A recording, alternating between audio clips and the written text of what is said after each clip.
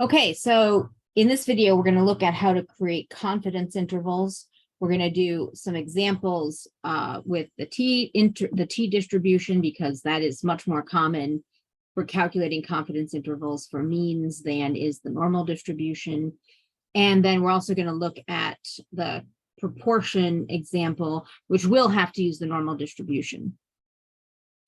But let's look at our t distribution example first, our means problem. So here we have a sample of 10 house cats. They're measured, weighed, and taken, and found to have a mean of 11.2 pounds with a standard deviation of 2.3 pounds. We want to find a 95% confidence interval for the mean weight of house cats. Now, the 95% confidence interval is very standard. This is the one that you should go to if they just say nothing about what the confidence level is. But after we calculate the 95% confidence interval, we're then going to look at the 90 and 99% confidence interval. So let's go to our Excel file and start doing this calculation. So sample size is 10, mean is 11.2, standard deviation is 2.3.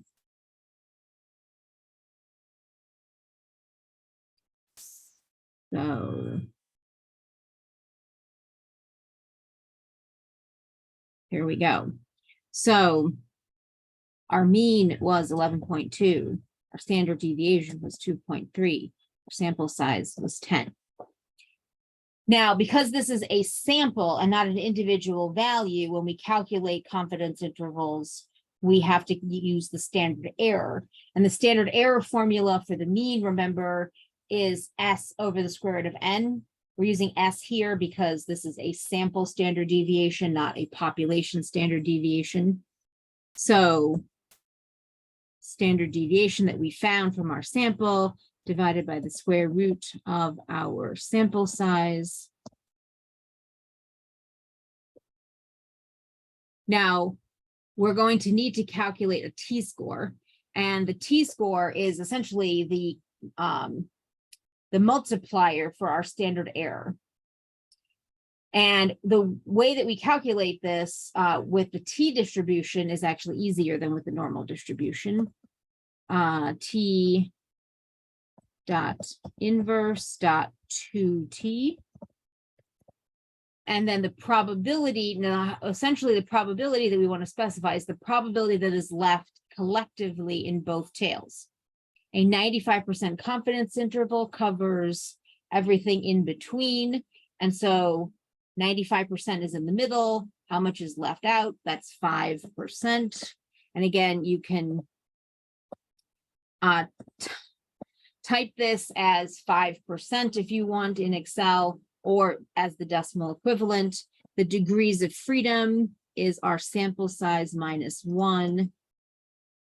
And that's going to give us our multiplier for our standard error. And then the margin of error is going to be the t-score times the standard error.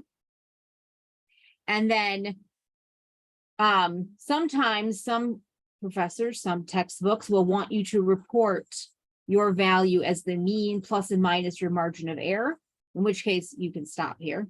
But in a lot of statistics books, especially those taught in math departments, we want an actual confidence interval. Forgive the lawnmower in the background. We want an actual confidence interval, and that means we want the lower bound and the upper bound. And so to do that, the lower bound is the mean minus the margin of error, and the upper bound is the mean plus the margin of error. So our confidence interval is that we expect that the mean weight of house cats based on our sample would be between about 9.5 pounds and 12.8 pounds. Now, there's another way to calculate the margin of error, and that is using a function built into Excel called confidence t. Now, this is a little bit misleading because the confidence t formula is not going to calculate the confidence interval. It's only going to calculate the margin of error. And that's important. The margin of error is always going to consist of two values, regardless of the format you have to report it in. It's either going to be the mean plus and minus the margin of error, so two values, or it's going to be the lower bound and the upper bound. You're going to still need two values. The confidence T is only going to give you one value. The alpha, again, that alpha is the percentage that is left out. It's 1 minus the confidence level. So I'm going to use the 5% thing here. The standard deviation, you're just going to, not the standard error, the standard deviation, and the sample size. When you use the confidence T formula, a lot of these calculations are built in. You don't need to calculate the degrees of freedom, which is n minus 1, and you don't need to calculate the standard error, which is the standard deviation divided by the square root of n, because Excel is going to calculate all of that. It's built in for you. Notice, though, that we got exactly the same margin of error value when we did this, but this confidence T is only giving you the margin of error. If your instructor, as I would want an actual interval, a mathematical interval with the lower bound and the upper bound, you would still have to calculate the mean minus the margin of error and the mean plus the margin of error. But this is a shortcut that you can use to get that T confidence interval. Now, this is our 95% confidence level.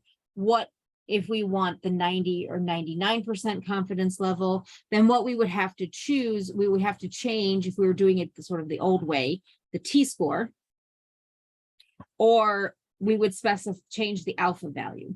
So let's actually copy these values. Let's do it both ways. The T-score, the way that this would have to change is the alpha value. So if I'm doing a 90% confidence interval, then what I'm going to have to do is I'm going to have to take my 90% in the middle, subtract from 1, and I get 0.1. 10% is inside. The degrees of freedom does not change, but notice that a 95% confidence interval is going to be narrower. It's not going to include as many possible values, and so our multiplier is smaller. Our margin of error is also then going to be smaller. And then we're also going to have to calculate our lower and upper bound. Notice our lower bound is a little higher, our upper bound is a little lower, so our confidence interval is a little narrower.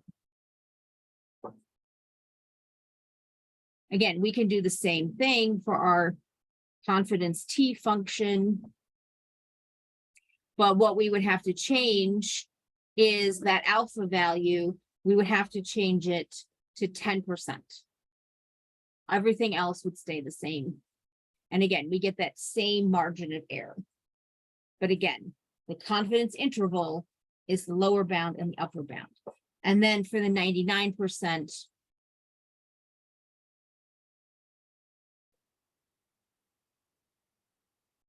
the thing that we would have to change is not 10% for our alpha value. Again, the probability that's being left out in the tails, this would have to be 1%. So 0.01, again, you can use the percentage value. This would make our margin of error wider.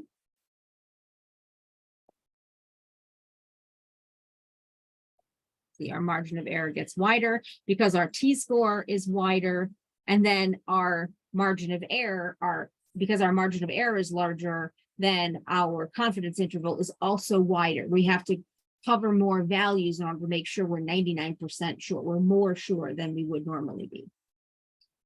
And so our confidence interval is wider. Now, the last question that we had was how to interpret this. So let's take our 95% confidence interval and go back and talk about how do we interpret it. So an interpretation is not just the interval. So interpretation, we have to put this into words in the context of the problem. And so we would say something like we are, in this case, 95% confident. And we would change the confidence level depending on which interval we were interpreting. We are 95% confident that the true population mean of the weight of house cats, so the context of the problem, is between 9.55 pounds and 12.85 pounds. So we're using our confidence interval values in the problem statement, and we're specifying how confident we are, and we're indicating what exactly we're measuring when we're measuring this confidence interval. We're talking about the mean weight of house cats, and we're talking about how sure we are we've captured in this range the true population mean. This can be formulaic like this. Identify what you're measuring, your interval, and then the confidence level. All right, so let's look at our second example. This is a proportion one, and this one will use the norm, but it more or less works the same way. A sample of 400 people is surveyed. 35% say they are concerned about the financial stability of their banks. Find a 95% confidence interval for the proportion of Americans concerned about bank stability. Again, we're going to start with a 95% level, and then we'll experiment with 2 additional levels. So 35% is our center value that we'll build our confidence interval around. So let's go back to our Excel calculation. So the proportion that we're working with is our, again, we can put this in percentages or in decimals for Excel. N, we said, was 400. We surveyed 400 people. The standard error, remember, is that formula. It's the square root of the proportion times 1 minus the proportion divided by N, the sample size. The z-score, this is the normal distribution part where we have to calculate the multiplier for our standard error. So remember, the norm doesn't have the 2t thing. So norm.inverse, the probability that's going to go in here ideally should be 1 minus alpha over 2. So recall that our confidence level we're starting with is 95%. Alpha is what's left out. So that would be 5%. Alpha over 2 has half in each tail. So that's 2.5%. We want the positive version of this z-score, just to make our lives easier. So we want 1 minus 0.025. So alpha is 5%. Alpha over 2 is 2.5%. And you can write this as a percent if you want. And then 1 minus that to get the positive value. Now, the other way to do this is just put in alpha and then stick a negative sign in front of your norm function so that it will flip the sign. But this is the standard way. The mean is our proportion. The standard deviation is our standard error.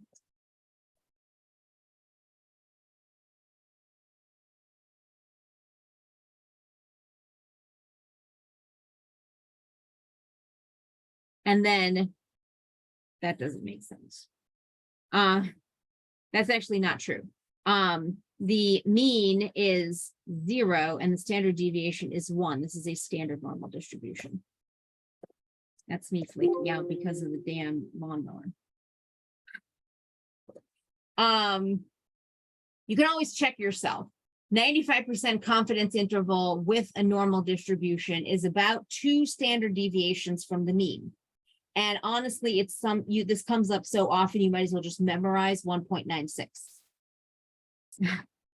The margin is the standard error times the z-score. And then the lower bound is your mean your sample proportion minus your margin of error, and your upper bound is your sample proportion plus your margin of error. Notice that even with 400 samples, we still have only a 4.5%, almost a little bit more than 4.5% margin of error. You really need large sample sizes in order to get the margin of error for proportion problems down. Now, there is a confidence.norm. We can put in alpha 0.05, the standard deviation. We can't use it for proportion problems. It can only be used with means problems because proportion problems do not have standard deviations. They only have standard errors. And so this confidence.norm function, you can only use with means problems. You can't shortcut it and use this function to do proportion problems at all. So I just wanted to illustrate that. This would only calculate the confidence of the margin of error, will not calculate a confidence interval, but it can't be used for proportion problems. It can only be used for means problems. So not here.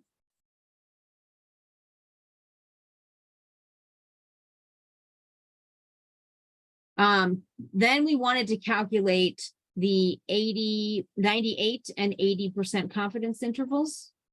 So again, what changes here is the z-score is what would change. So let's copy this. So for a 98% confidence interval, which was our next problem, what's being left out in the tails, our alpha is 2%. And so 1 minus alpha would be 1 minus 1%. And again, this is more confident, so it gets wider. And then we would calculate our margin of error as the standard error times our z-score. And our lower bound would be the center minus the margin of error and the center plus the margin of error. So again, we can see that our confidence interval got wider. For our 80% confidence interval, again, you have to think about the same thing. This one, I'm going to actually show you the sort of trick where you only have to put in alpha over 2. So you just put the negative sign out front, because if you use the left bound, the left probability, then you're going to get a negative z-score because it's on the left. But you put another negative out front, they'll cancel. So again, 80% confidence interval, what's being left out? 20% on the two tails together. We only want one tail, so we divide that by 2, we get 10%.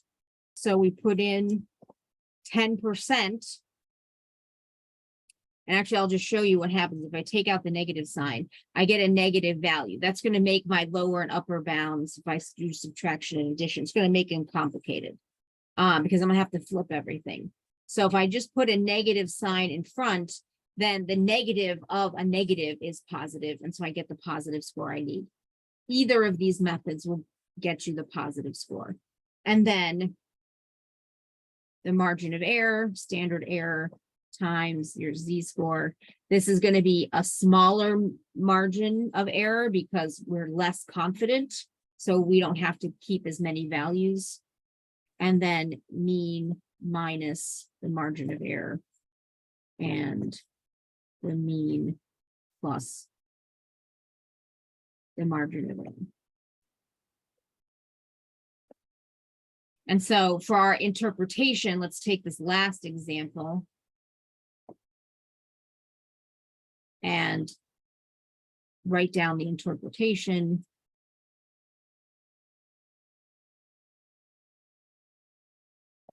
This is our interval. And again, the interval itself is not the interpretation. We are, in this case, 80% confident. Or you can say sure or other synonyms for confident,